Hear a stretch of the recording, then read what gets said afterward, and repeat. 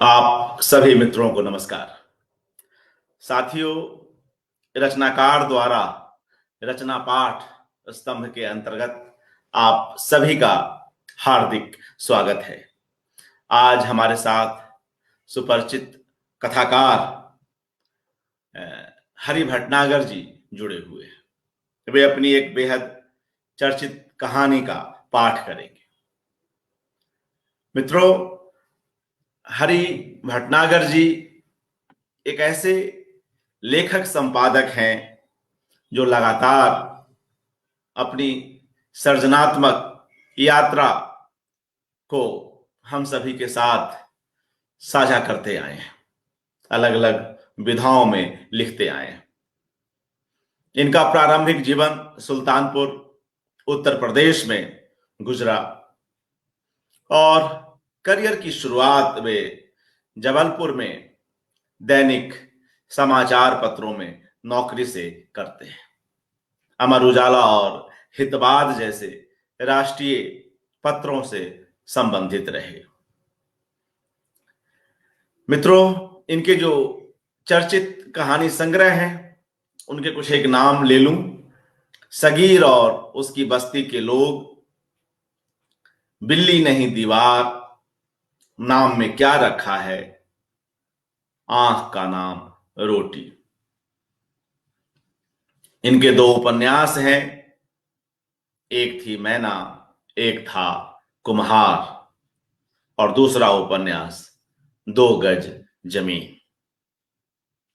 साथियों, हरि भटनागर एक बेहद सरल व्यक्तित्व के धनी हैं और अपनी रचनाओं को लेकर कोई अहम नहीं पालते।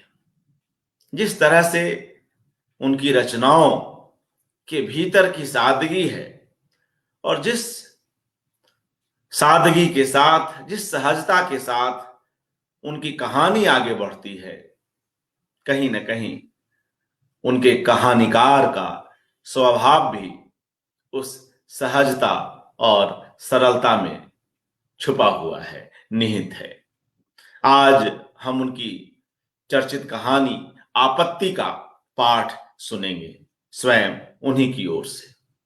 यह कहानी समालोचन में प्रकाशित हुई, वेब मैगजीन, और बाद में परिकथा के 100वें अंक में भी इसे पुनर्प्रकाशित किया गया। मित्रों, इस कहानी पर आप देख सकते हैं समालोचन में कई महत्वपूर्ण प्रतिक्रियाएं मिली अलग अलग लेखकों के। राजीव कुमार शुक्ल, लीलाधर मंडलोई जी, ब्रज श्रीवास्तव, रमाकांत श्रीवास्तव, अनिल करमले और भी कई लोग, नीरज खरे, अजय श्रीवास्तव, सूरज प्रकाश, सौमित्र, ऐसे ही कुछ और प्रतिक्रियाएं। मैं हरि भटनागर जी को बुलाऊं और उनसे हम लोग इस कहानी को सुने, उससे पूर्व एक प्रतिक्रिया हम सूरज प्रकाश जी की ले लेते हैं। वे लिखते हैं, हरि भटनागर हमारे वक्त के अकेले ऐसे कथाकार हैं जिनकी कहानियों में पशु, पक्षी और मुस्लिम पात्र पूरी शिद्दत से अपनी उपस्थिति दर्ज कराते हैं और कहानी में कोई न कोई ऐसा मोड़ देते हैं, कोई ऐसा माननीय पक्ष उजागर करते हैं जिनके बारे में हमने सोचा भी नहीं होता। इस कहानी में भी वे यह सोचने पर मजबूर करते हैं कि आखिर एक भले इंसान को किसी का पक्ष लेना चाहिए जो सताया जा रहा है या जो सता रहा है। वे लिखते हैं सूरज प्रकाश जी, और यह कहानी इसी थीम पर है। सूरज जी की टिप्पणी का जो अंतिम वाक्य है वह पुनः पढ़ता हूं। इस कहानी में हरि भटनागर यह सोचने पर मजबूर करते हैं कि आखिर एक भले इंसान को किसका पक्ष लेना चाहिए, जो सताया जा रहा है या जो सता रहा है। तो आइए इसको जानने के लिए, इसको समझने के लिए हम सीधे कहानीकार के पास चलते हैं, उनका स्वागत करते हैं। हरि भटनागर जी, नमस्कार, हार्दिक नमस्कार स्वागत। नमस्कार नमस्कार मित्रों। जैसा कि और जी हेलो, जैसा कि अर्पण जी जी, ने आवाज आ बताया। हाँ, आवाज आ रही है। जैसा कि अर्पण जी ने बताया, मैं अपनी आपत्ति कहानी का पाठ कर रहा हूँ। कहानी का शीर्षक है आपत्ति। सुनाई पड़ रहा है? जी बिल्कुल बिल्कुल, आप पढ़ें, आरंभ करें। मगर जी, इसके पूर्व इस कहानी के रचाव को लेकर कुछ कहना चाहें, इससे इससे जुड़ा कोई प्रसंग, कोई ऐसी प्रेरणा, तो वह भी हमें साझा करें। मेरा ख्याल है कहानी पढ़ी जाए तो उसके बाद आप पूछेंगे प्रश्न तो उसके बारे में बताएंगे। जी कहानी के बाद, ठीक है। कहानी पाठ के बाद। जी स्वागत। कहानी का शीर्षक है आपत्ति। वह सुवरिया थी जो मेरे घर के बगल की खाली जगह में अपने बच्चों के साथ आबाद थी। इसके पहले मैंने अक्सर उसे अपनी गली में खाने को कुछ पा जाने की फिराक में इधर से उधर दौड़ते हुए देखा। बहुत ही मोटी थी वह, मुश्किल से दौड़ पाती थी, लेकिन अपने लचकदार पैरों पर वह काफी फुर्त थी। लंबी थूथन, छोटी आंखें जिनके दोनों तरफ नीचे तक नम लकीर सी दिखती थी, जो थूथन के कोरों तक जाती थी, जैसे किसी तकलीफ के चलते उसके आंसू बहे हों। बड़े बड़े कान थे जो हर आवाज को सुनने को चौकस थे। थनों के साथ पेट इतना बड़ा था, लगता जमीन को छूता चल रहा हो। खैर, गली में घुसते ही वह अंदाजा वह अंदाजा लगा लेती थी कि किस मकान और किस फ्लैट की किस मंजिल से कौन कब क्या फेंकने वाला है। कह सकते हैं वह सबके टाइम को जानती बूझती थी। वह काली सुकर सी बाई जो जया अपार्टमेंट की तीसरी मंजिल पर झाड़ू बुहारी काम करती है, उसी मंजिल से सड़क पर कचरा फेंकती। कचरा तो अखबार में लपेट कर फेंकती। अब अखबार कहीं उड़कर चला जाए और धूल कचरा कहीं और जाए, ऐसे में उसकी क्या गलती। इस पर बूढ़े भावे जोरों से चीखते चिल्लाते कि धूल कचरा उन पर गिर रहा है, और पड़ोसी इस पर हंस रहे होते। कोई क्या कर सकता है। लेकिन सुवरिया खुश होती कि जूठन उसके आगे गिरती। इसी तरह फ्लैट के सामने के मकान की किराएदारन बासी दाल बासी दाल भरा कटोरा सड़क किनारे गाय के आगे डालती कि वह खा लेगी, लेकिन गाय सूंघ के आगे बढ़ जाती। कुत्तों की टोली उसे देखती तक नहीं। सुवरिया दूर खड़े होकर इंतजार करती और आखिरकार दाल उसे मिल जाती। जब वह हपर हपर दाल खा रही होती, तभी लाला की चारदीवारी पर कटोरा बसता। काम वाली बाई रात की बची रसे की सब्जी इस तरह फेंकती कि आधी पीछे जमीन पर गिरती और आधी चारदीवारी से बहती। कुत्ते और गाय इस तरफ देखते नहीं। यह सुवरिया ही होती जो किसी तरह अपने पिछले पैरों पर खड़े होकर इस पर थूथन मारती। और तभी एक और चारदीवारी के पीछे से हरी सब्जियों के अवशेषों के साथ बटर जैम लगे ब्रेड के जले अधजले टुकड़े गिरते, जिसे जिन्हें पहले से कुत्ते चट कर जाते। हरी सब्जियों के अवशेषों पर गाय और सुअर के बीच छीना झपटी मस्ती। इसमें जितना मिल पाता, सुअरिया अपने भाग्य पर खुश होती।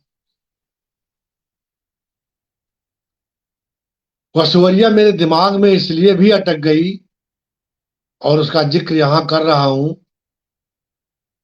एक दिन अपनी भागम भाग में वह मुझसे टकरा गई थी। मेरी बेटी कॉलेज जाने की तैयारी में थी और मुझे उसके लिए ब्रेड दूध लाना था, गली के छोर की किराना दुकान से। देर न हो जाए इसलिए भीड़ के बावजूद सामान ले आया और गली में मुड़ रहा था कि उस सुअरिया से भिड़ंत हो गई। भिड़ंत से मैं घबरा सा गया, डर से कांप उठा, कहीं वह झूम न जाए। लेकिन सुअरिया ने ऐसा कुछ न किया। वो एकदम शांत थी और अपना थूथन उठा गीली आंखों से मुझे देख रही थी, मानो पूछ रही हो कि आपको चोट तो नहीं लग गई। जब मैं भयभीत बना रहा तो वह भारी स्नेह से देखने लगी, मानो कह रही हो कि डरो नहीं, न मैं तुम्हें काटूंगी और न ही तुम्हारा थैला छीनूंगी। जो स्वेच्छा से मुझे देता है मैं उसी को लेना चाहती हूँ। आपको मैं रोजाना देखती हूँ, अच्छे से जानती हूँ, भले मानुस लगते हो। यह बात अलग है कि आपने कभी मुझे कुछ खाने को नहीं दिया। वजह जानती हूँ कि आप और आपकी घरैतिन ऑफिस की मारामारी में उलझे रहते हो और सुबह सुबह घर से निकल जाते हो। लेकिन आपकी वह बाई जो नाटे कद की है, पतली दुबली है, जो अपनी बेटी को जो आपकी बेटी को शाम को स्टाफ से ले आती है और मेरा बहुत ख्याल रखती है। चार दीवारी दिखती तो नहीं, लेकिन उसके पीछे से बेटी के बचे न्यूडल्स, ब्रेड जिनमें ढेर सा जैम और बटर लगा रहता, और मुझे आवाज देकर फेंकती है। उस वक्त उसकी उंगलियां दिखती हैं। इसलिए आप मुझे माफ करें, दौड़ कर घर जाएं और बेटी को स्कूल भेजने के लिए स्टॉप पर खड़े हो जाएं। स्कूल बस आती ही होगी। यह तो हमारा इतिहास भूगोल जानती है। सोचता मैं मुस्कुराया और वह मुझे देखती लचकदार पैरों से आगे बढ़ गई। सामने की बिल्डिंग से कूड़ा फेंका गया था। इस भिड़ंत के बाद वह मुझे कई दिनों तक गली में खाना पा जाने की फिराक में इधर से उधर डोलती दिखी। एक दिन तो वह अपने कई सारे नन्हे बच्चों के साथ उन्हें संभालती दौड़ती भागती दिखी। मेरे घर के आगे से वह निकल रही थी। सहसा वह पल भर को ठिठकी, मुझे देखा, फिर बच्चों को देखने लगी, मानो बच्चों से कह रही हो कि यह ऐसा घर है, कि यह एक ऐसा घर है उम्मीदों से भरा, जो तुम लोगों को कभी भूखों मरने नहीं देगा। आज आज इस जैसा घर हेरे न मिलेगा। सहसा बच्चे पल भर को ठिठके, जैसे माँ की बात पर यकीन कर रहे हों।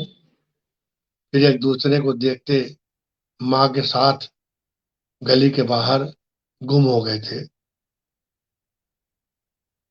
फिर लंबे समय तक वह दिखी न फिर लंबे समय तक वह दिखी न उसके बच्चे। मैं भी ऑफिस के काम से लंबे समय तक बाहर रहा। सुवरिया दिमाग से पूरी तरह गायब थी। लेकिन उस दिन वह सुवरिया मुझे घर के बाहर दिखी। वह पेट से थी और अपने लचकदार पैरों से मुश्किल से चल पा रही थी। थन उसके जमीन से रगड़ से रहे थे।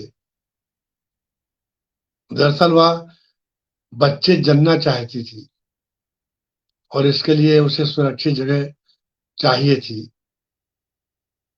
मेरे घर के बगल का खाली पड़ा प्लाट उसे जच रहा था।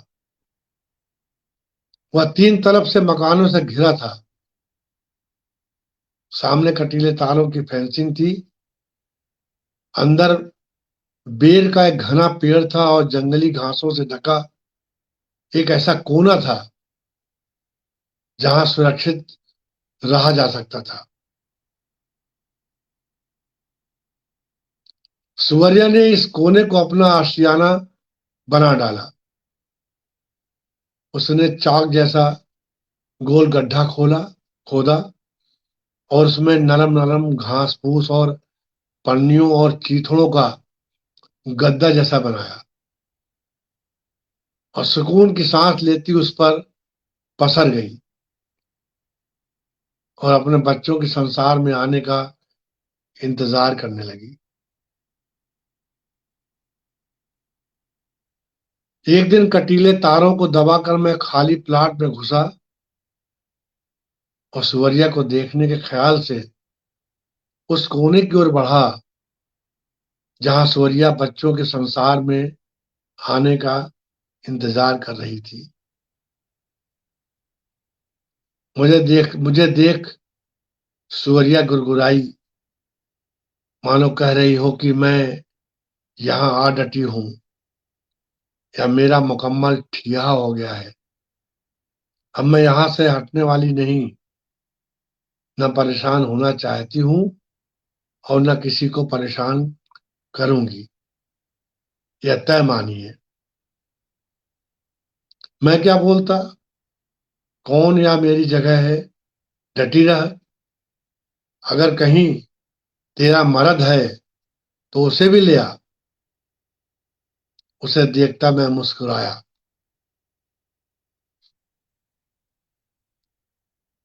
वे भयंकर सर्दियों के दांत किटकिटा देने वाले दिन थे जब सुवरिया प्रसव वेदना से तड़प रही थी।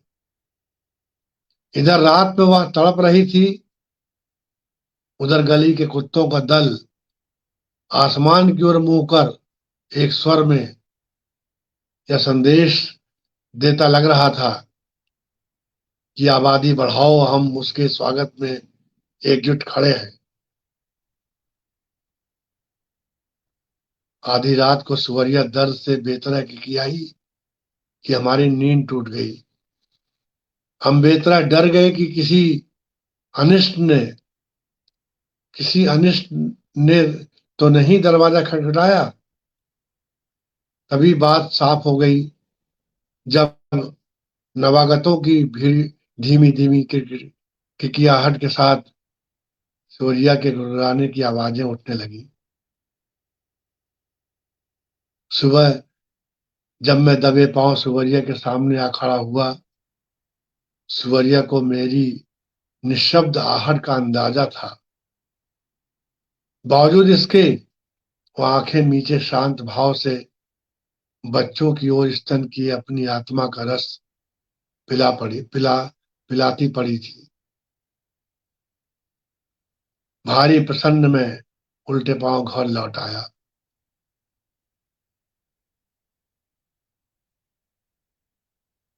जहां मैं भारी प्रसन्न था, वहीं पत्नी भयंकर नाराज।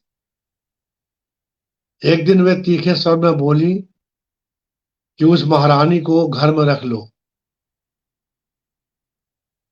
मैं सिटपटा गया, बोला, यही बात कहने को रह गई थी।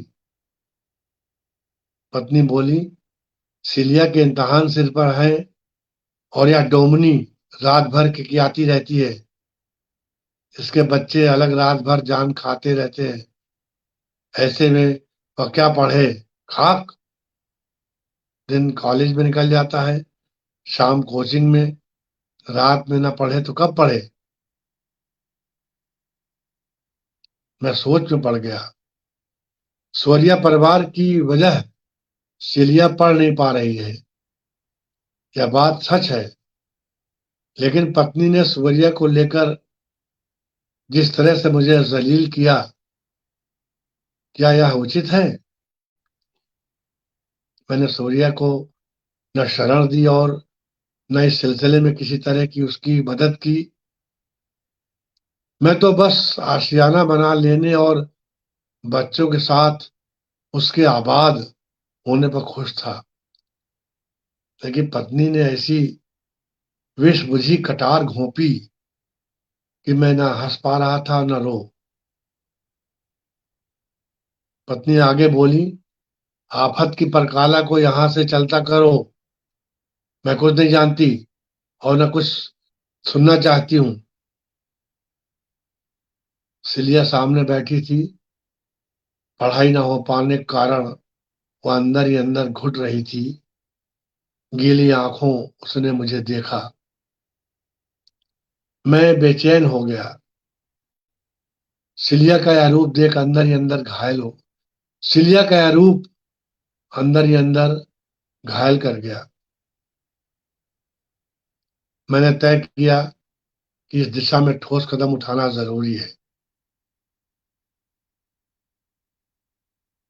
दूसरे दिन जब मैं अपने दरवाजे के बाहर खड़ा हुआ, खाली प्लाट पर नजर डाली, सूर्या अपने आशियाने से निकल प्लाट के बीच में, जहां बेर के झाड़ से बचकर मीठी धूप का चकत्ता था, आंखें मूंदे पसरी पड़ी थी। बच्चे उसके ऊपर चढ़े खेल रहे थे। मुझे खुशी भी हुई और इंतहा गुस्सा भी आया।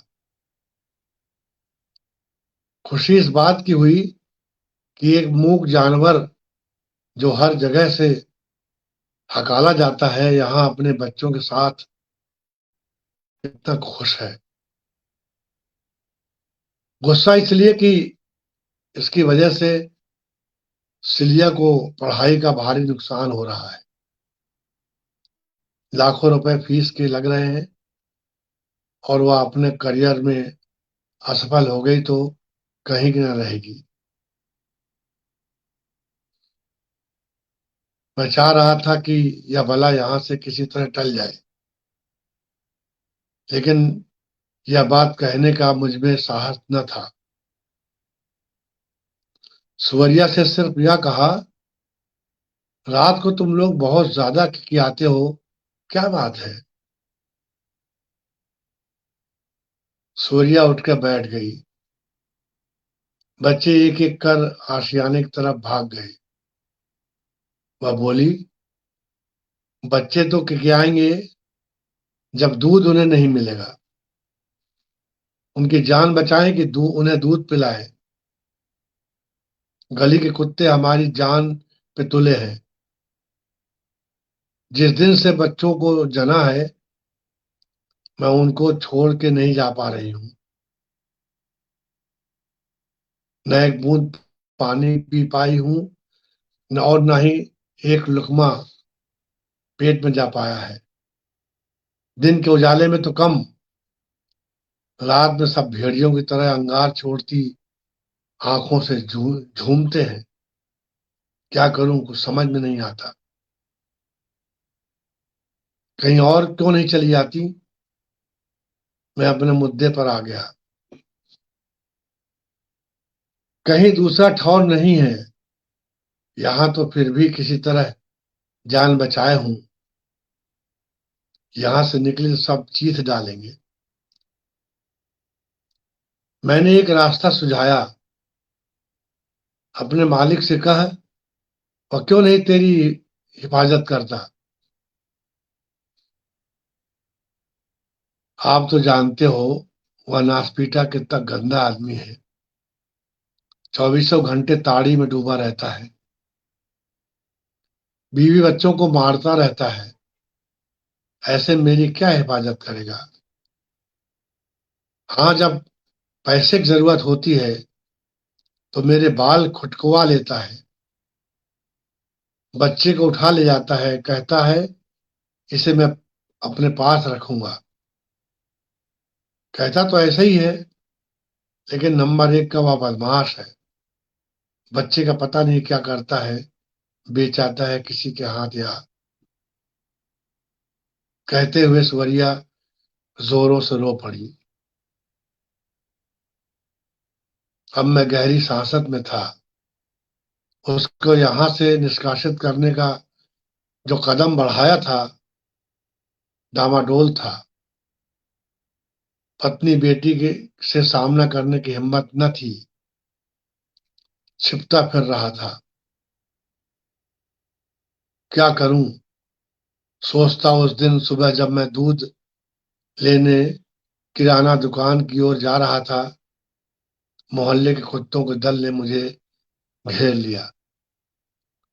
कुत्ते मेरे घर से कुछ ना कुछ खाने को पा जाते थे, इसलिए अब तक मेरा लिहाज कर रहे थे, कुछ बोल नहीं रहे थे। लेकिन यह लिहाज पूरी तरह अब यह लिहाज फालतू चीज लग रहा था। एक कुत्ते ने जो काफी मोटा था और खूंखार किस्म का दिखता था, मुझे ऐसे देखा मानो कह रहा हो, साहब आप हमारे साथ साथ नाइंसाफी कर रहे हैं। नाइंसाफी? उसे देखता मैं आश्चर्यचकित था। नाइंसाफी नहीं तो क्या है? आपने सुवरिया को शरण दे रखी है, वह हमारा हिस्सा चटकर जा रही है, हम भूखों मर रहे हैं। तल्ख आवाज में मैं बोला, सुवरिया तो यह कह रही है कि तुम लोग उसकी जान के पीछे पड़े हो, उसे नोच खाना चाहते हो। झूठ बोलती है वह, बेतरा गुस्सा कर वह बोला। कितने लंबे समय से मैं इस गली में रह रहा हूँ, कभी कोई गलत काम किया हो तो बताएं।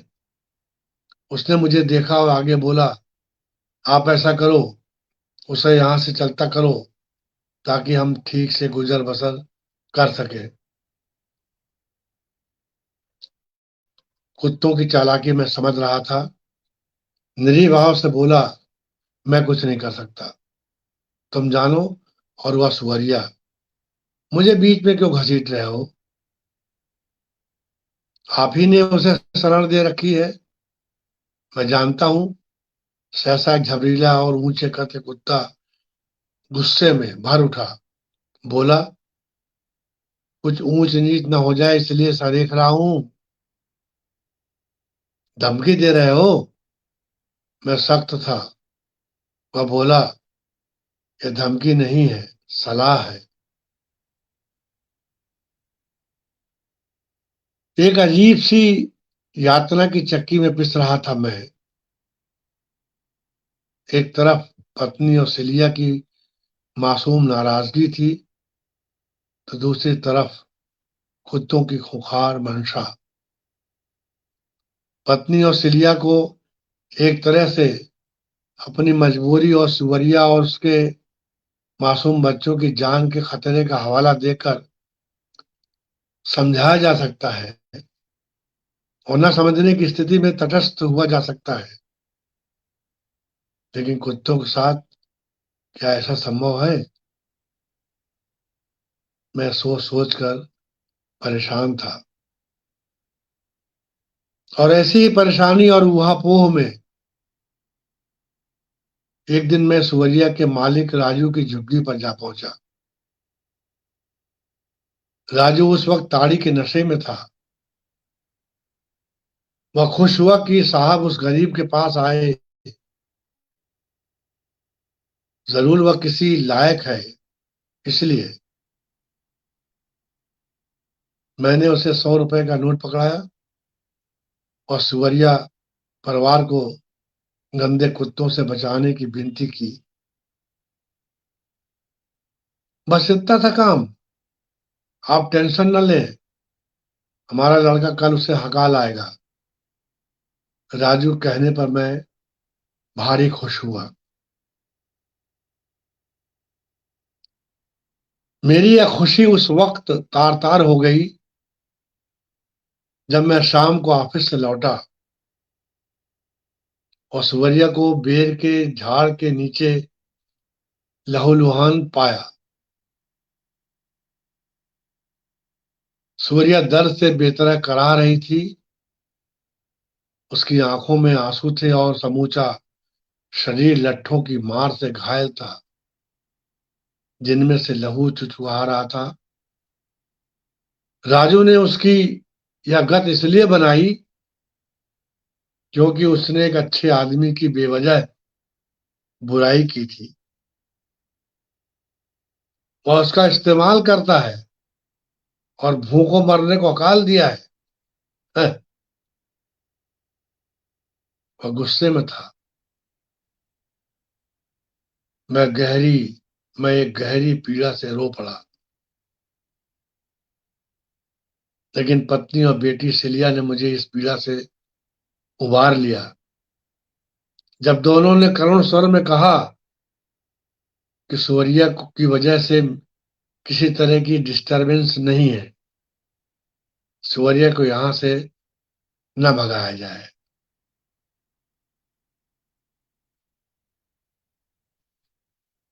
जब से सूर्या ने बच्चों को जना, तब से वह अपनी जगह से एक क्षण को न हिली।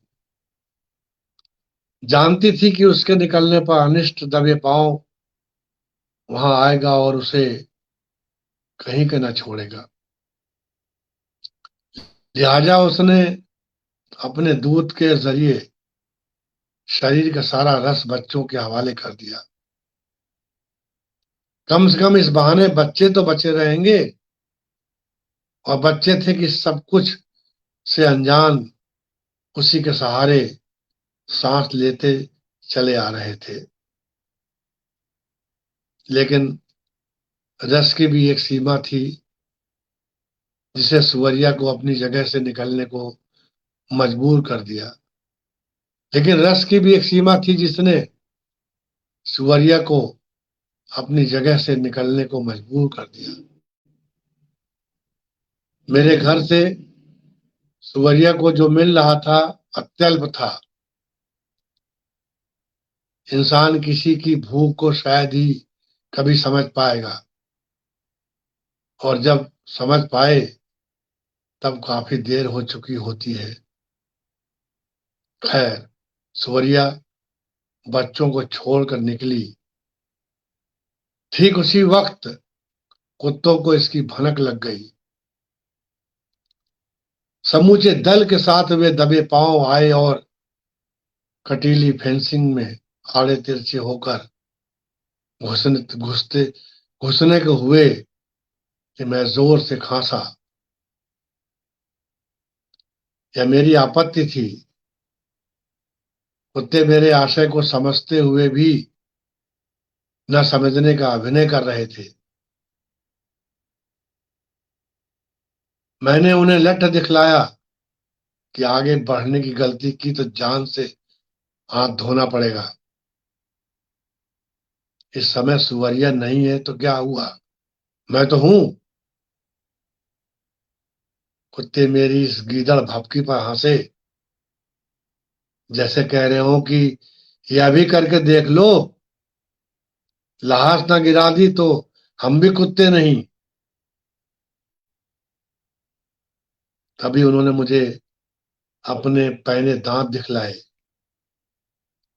सहसा एक काला खूंखार कुत्ता मुझ पर लपका। मैं संभल न पाया, गिर पड़ा। बेतरह घुर्राते हुए कुछ उन्माद की हालत में वह मुझे काटने लगा। मैं चीख रहा था और मुझे बचाने वाला कोई न था। धन्यवाद। यह कहानी थी आपत्ति। जैसा कि अर्पण जी ने बताया कि यह कहानी समालोचन में संपादक अरुण देव में छपी थी, प्रकाशित हुई थी, और उसमें बहुत सारे रचनाकारों ने, रुस्तम साहब ने, सौमित्र ने, लीलाधर मंडलोई ने, अच्युतानंद मिश्र ने, और बहुत सारे लोग जिनका नाम भी मैं भूल रहा हूँ, इस पे अपनी टिप्पणी की थी।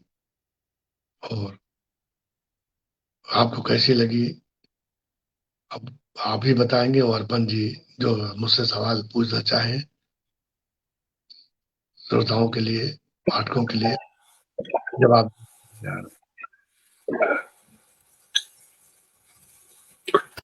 जी, शुक्रिया हरि भटनागर जी। जी निश्चय ही यह एक ऐसी संवेदना संघनित कहानी है कि इसे सुनते हुए हम सभी का दिल भर आता है। और जिस तरह से इस कहानी का शीर्षक रखा गया है, आपत्ति, वह कहानी के अंत अंत तक आते हुए मानिखेज हो उठता है। यह शीर्षक कितना कुछ कह देता है। पूरी कहानी जिन रूपकों, जिन प्रतीकों के साथ यहां पर कही गई है, वह इस कहानी को खास, वे इस कहानी को खास बनाते हैं। और मित्रों, यहां पर सुवरिया के पक्ष में जिस तरह से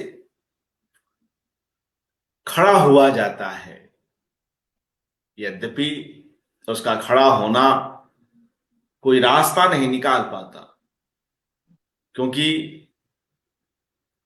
कहीं ना कहीं सुवरिया खुद कमजोर है। जिस रूपक में हम बात कर, अभी हम कहानी की कथा वस्तु तक ही इसको सीमित कर रहे हैं, यद्यपि इसका फलक बहुत बड़ा है। इसके बहाने लेखक कई महत्वपूर्ण प्रश्नों को उठा रहा है, हम समझ सकते हैं। अगर हम कहानी पर ही बात करें तो एक तरफ सुवरिया जो सद्य प्रसूता है, जिसके बच्चे हैं और जिसके बच्चों को खतरा है गली के कुत्तों से, और वह कहीं बाहर नहीं जाती। जब वह खुद ही नहीं खाएगी पिएगी तो उसके पास दूध कहां से होगा, और वे बच्चे फिर कैसे जिएंगे। एक जगह यह प्रसंग भी आता है कि सुवरिया कहती है कि मैं इनकी जान बचाऊं कि इन्हें दूध पिलाऊं। और फिर एक एक कर कहानी का घटनाक्रम बढ़ता है। परिवार में भी कथानायक को विरोध का सामना सहना पड़ता है। तो समाज में एक दुर्बल के साथ खड़े होने में भी किस तरह की समस्याएं आ सकती हैं, यह कहानी उसकी है। और यह जो खांसना है, खांसना उसकी पहली आपत्ति थी, उसकी अनसुनी कर दी जाती है। लठ उठाना, कुछ अपने साथ लाठी के रूप में कोई शस्त्र रखना, यह उसका चॉइस नहीं था, मगर वह उसकी सहायता के लिए सुवरिया, जो अभी वहां से हट गई है अपने बच्चों को छोड़कर, खड़ा होता है। मगर वह आपत्ति जो उसका द्वितीय विकल्प है, काम नहीं आती है, क्योंकि जो खूंखार लोग हैं, उनकी जो गिरोहबंदी है, उसके आगे वह जो राहत के लिए, बचाव के लिए आगे आता है, वह स्वयं निस्सहाय हो उठता है। तो यहां सुवरिया और उसके साथ जुड़े इस नायक, ये दोनों निस्सहाय हो उठते हैं। मगर कहानी कहीं ना कहीं यह एक पॉजिटिव नोट तो जरूर रखती है कि कम से कम मनुष्य के भीतर, कुछ मनुष्यों के भीतर यह संवेदनशीलता तो बची हुई है। यह संवेदनशीलता जो आगे बढ़ते हुए आक्रमणकारियों से अपने तय लड़ने का प्रयास करती है, वह स्वयं अकेला हो जाता है। उसे स्वयं वे जो आक्रमणकारी लोग हैं, वह जो आवाज है, वह उसे चोटिल कर देते हैं। फिर भी कम से कम इतनी बात तो है कि वह इस दिशा में आगे बढ़ता है। यद्यपि वह बहुत मजबूत नहीं है, लेकिन क्रमशः उसके भीतर एक विकास होता है। और यह रूपक इसके माध्यम से मनुष्य और पशु के बीच जिस तरह से यह कथा परिवेश है, इसके माध्यम से लेखक उन तमाम प्रसंगों को उठाता है जहां निरंतर आक्रमणकारी मजबूत हो रहे हैं, क्योंकि वे गिरोह में भी हैं। कोई अकेला कुत्ता नहीं है। अगर अकेला कुत्ता होता तो शायद वह लठ से या लठ के बगैर उस व्यक्ति के संकल्प मात्र से वह दूर हो जाता। मगर सुवरिया और उसके परिवार की चिंता करने वाला जहां एक व्यक्ति है, जो शुरू में तो अकेला ही है क्योंकि उसके परिवार के लोग भी उसका साथ नहीं देते, गनीमत है कि बाद में उसके परिवार के लोग साथ आ जाते हैं। मगर दूसरी तरफ जो बनेले लोग हैं, उनका गिरोह इतना बड़ा है कि सहायता के लिए उठा यह संकल्प कम हो जाता है, स्वयं निरुपाय हो जाता है। तो कहानी इस करुणा के साथ हमारे पास आती है, हमारे भीतर उतरती है। मैं हरि भटनागर जी को बधाई देता हूं इस बेहतरीन कहानी के लिए। और यह कहानी जिस तरह से उन आवाजों को समर्पित है, यह कहानी रवीश कुमार को समर्पित है। तो ऐसे लोग जो समाज के उन हाशियों की आवाजों को लगातार अपने तय उठाते रहे हैं, एक समर्पण से यह कहानी कितनी दूर तक चली जाती है, हम इसे भी समझ सकते हैं। आज जबकि उपेक्षितों के साथ, निरुपायों के साथ, असहायों के साथ खड़े होने वाले लोग कम हैं, उनकी संकल्प शक्ति कम है, वे अपने ही परिवार में अकेले हो रहे हैं, ऐसे में यह कहानी इस वस्तु स्थिति को भी चित्रित करती है, पूरी करुणा के घनत्व के साथ। और इस अवसर पर मित्रों, समालोचन में प्रकाशित इस कहानी को लेकर आलोचक और स्वयं एक कथाकार रोहिणी अग्रवाल जी की एक टिप्पणी यहां पर मैं रखना चाहूंगा। और इसके बाद हम हरि भटनागर जी को भी सुनेंगे कि स्वयं कथाकार इस कहानी के माध्यम से क्या कह रहा है। जिन लोगों ने इस कहानी पर जो बात कही है, उससे इतर वह कुछ और सोचता है तो उसे भी कहे। तो यह कथाकार से भी निवेदन होगा। और तब तक मैं रोहिणी अग्रवाल जी की यह प्रतिक्रिया पढ़ता हूं। वे लिखती हैं, बहुत सी कहानियां पाठ के तुरंत बाद स्मृति में धंस जाती है और फिर एक लंबे अंतराल तक वहीं रहकर किसी दिन अचानक टिप्पणी की मांग करती सामने आ खड़ी होती है। जैसे 3 फरवरी 2022 को समालोचन में प्रकाशित हरि भटनागर की कहानी आपत्ति।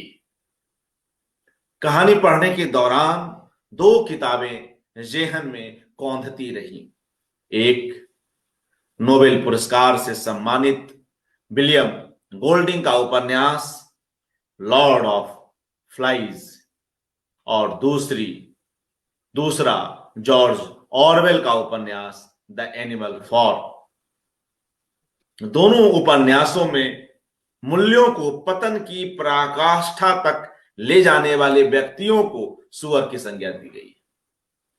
दोनों उपन्यासों में मूल्यों को पतन की पराकाष्ठा तक ले जाने वाले व्यक्तियों को सुअर की संज्ञा दी गई है।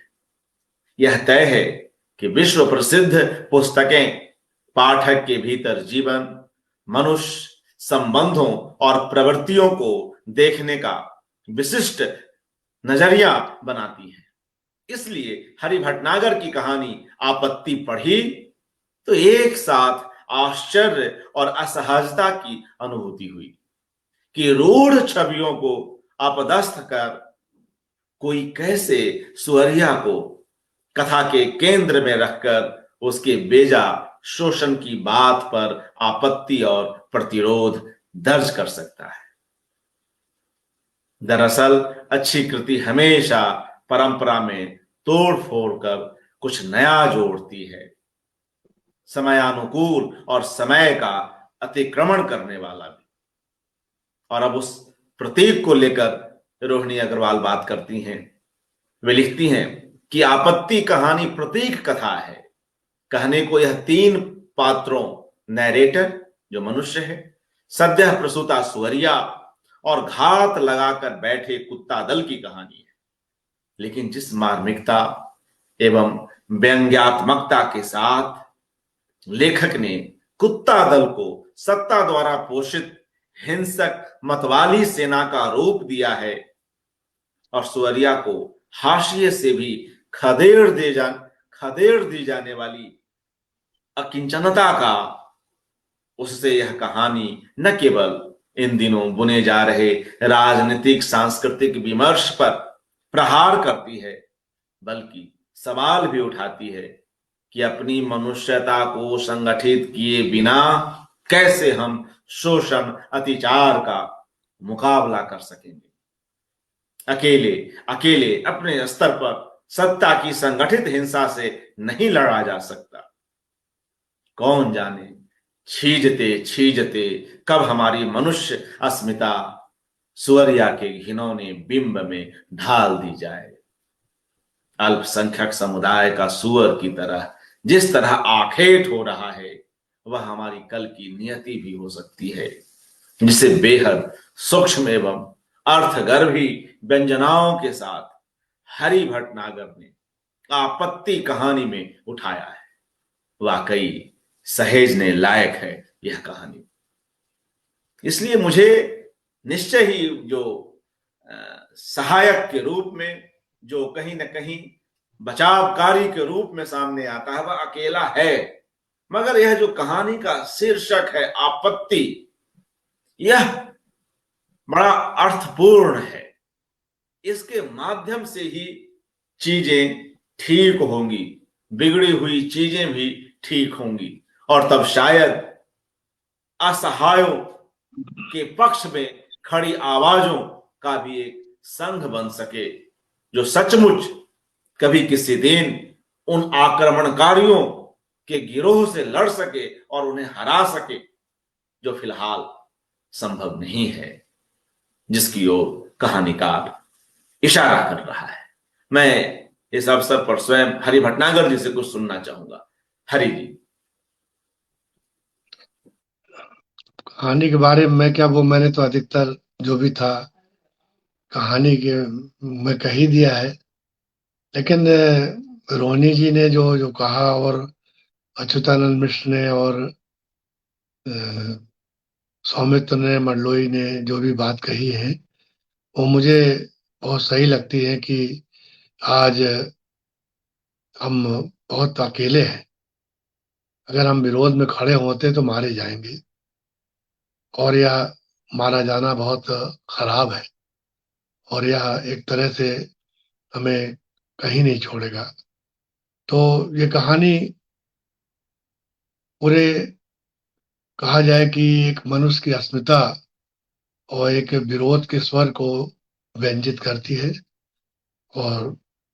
और असल में ही देखिए कि जो समाज से हकाला गया व्यक्ति है, मतलब उसको कहीं जगह नहीं मिलता, जो जो अशिष्ट खा के जिंदा है, उसको भी कहीं शरण आज मिलती नहीं दिख रही है। ये बड़ा दुर्भाग्यपूर्ण है। केवल ये सुवरिया की कहानी ना होकर एक आदमी की कहानी है, एक ऐसी स्त्री की कहानी है, कैसे एक मजदूर की कहानी है जो श्रम करता, अपने ही श्रम से जीते हुए भी किसी को छेड़ते हुए बिना छेड़े वो रहना चाहती है, लेकिन उसके बाद भी वो समाज की मुख्य धारा क्या किनारे हाशिए पे भी वो रह नहीं पा रही है। इस कहानी की विडंबना है ये। और मैं इस कहानी को अगर कहें तो बहुत सारी कहानियां जैसे कि उन्होंने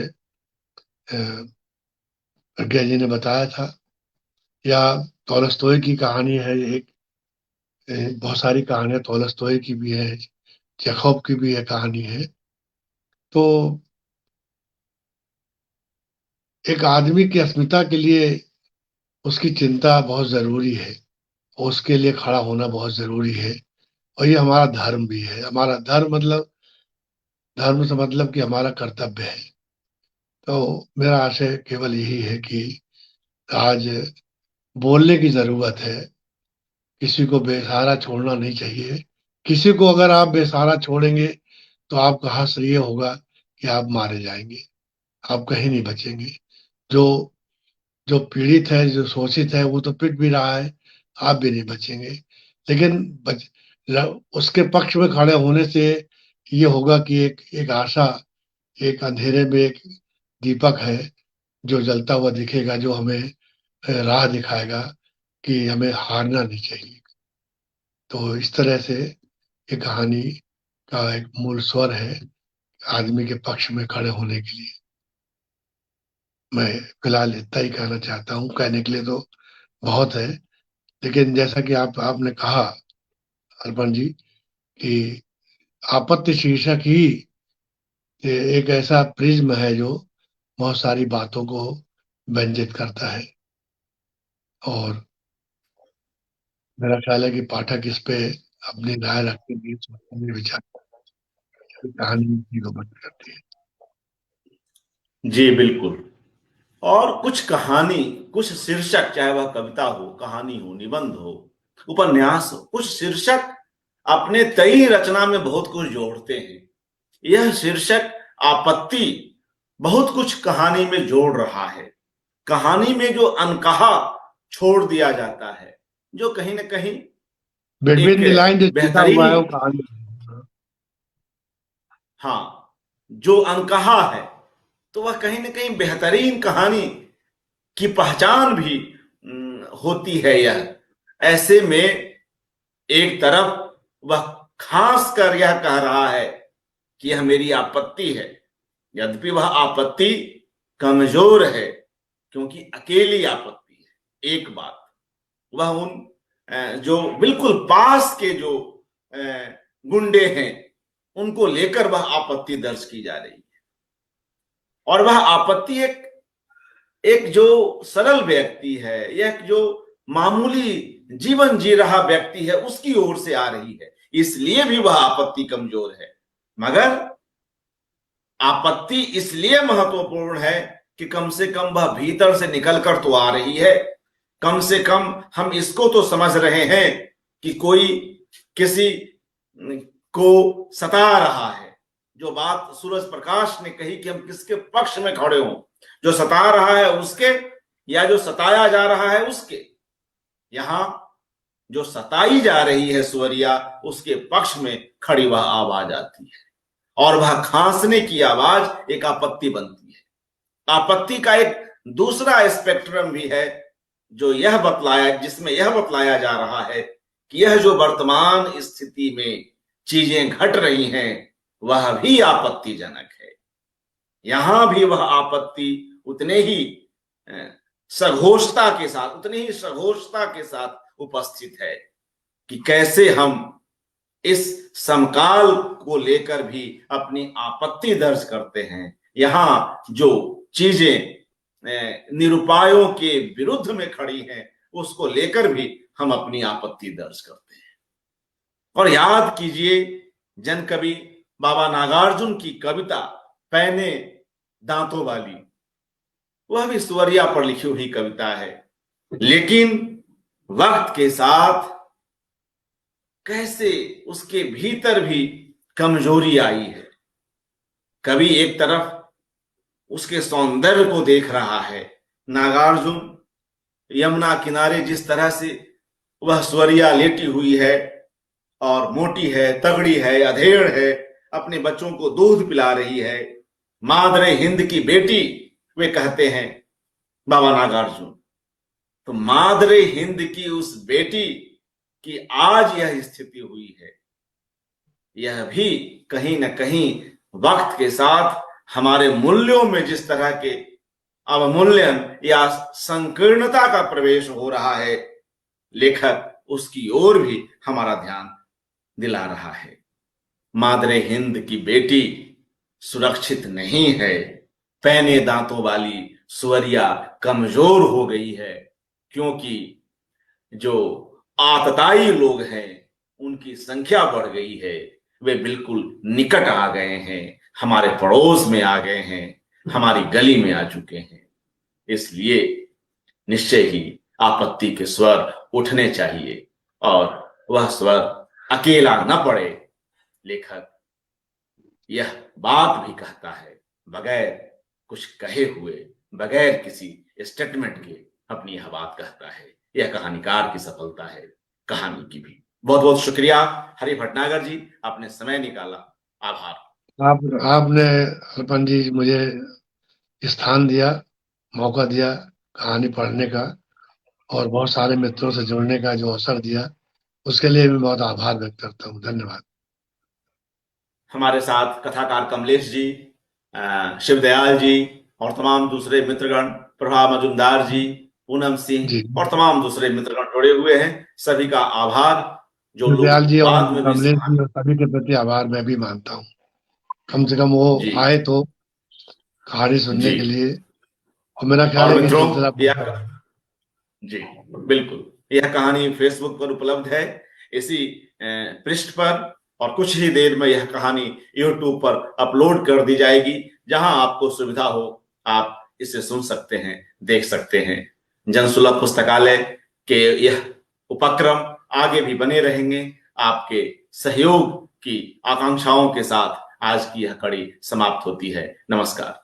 और एक अनुरोध करूंगा कि आप लोग अधिक से अधिक संख्या में जनसुलभ पुस्तकालय को सब्सक्राइब करें, यूट्यूब पर भी जिन लोगों ने नहीं किए हैं, ताकि आपको ये बेहतरीन कार्यक्रम आगे अपने आप सुनने को मिलते चले जाएं, आपको नोटिफिकेशन मिलता रहे। शुभ रात्रि। धन्यवाद। नमस्कार।